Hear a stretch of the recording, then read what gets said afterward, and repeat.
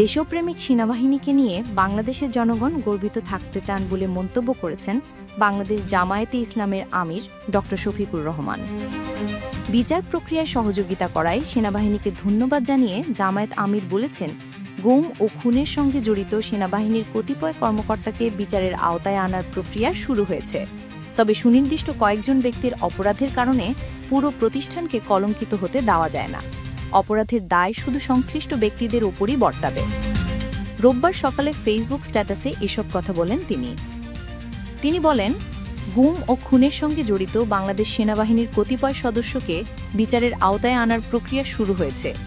দেশপ্রেমিক সেনাবাহিনীকে নিয়ে বাংলাদেশের জনগণ গর্বিত থাকতে চান। ডাক্তার শফিকুর রহমান বলেন, দুঃখজনক হলেও সত্য, এই বাহিনীর কতিপয় সদস্য দেশের বিদ্যমান আইন ও মানবাধিকারের প্রতি সম্মান প্রদর্শনে সম্পূর্ণভাবে ব্যর্থ হয়েছিলেন।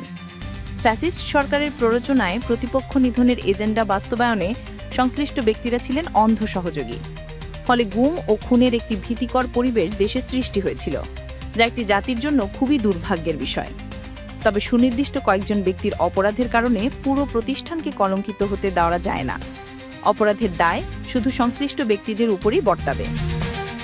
জামায়াত আমির আরও বলেন, ইতোমধ্যে সেনাবাহিনীর পক্ষ থেকে এই বিচার প্রক্রিয়াকে সহায়তা করার স্পষ্ট ঘোষণা দেওয়া হয়েছে এবং অভিযুক্ত ব্যক্তিদের বাহিনীর হেফাজতে নেওয়া হয়েছে। আমরা সেনাবাহিনীর এই উদ্যোগকে স্বাগত জানাই। পোস্টের শেষে তিনি লেখেন, আমরা আশা করি কারো ওপর কোনো অবিচার চাপিয়ে দেওয়া হবে না। স্বচ্ছ বিচার প্রক্রিয়ার মাধ্যমে নির্দিষ্ট অপরাধীরা যথাযথ শাস্তির মুখোমুখি হবেন।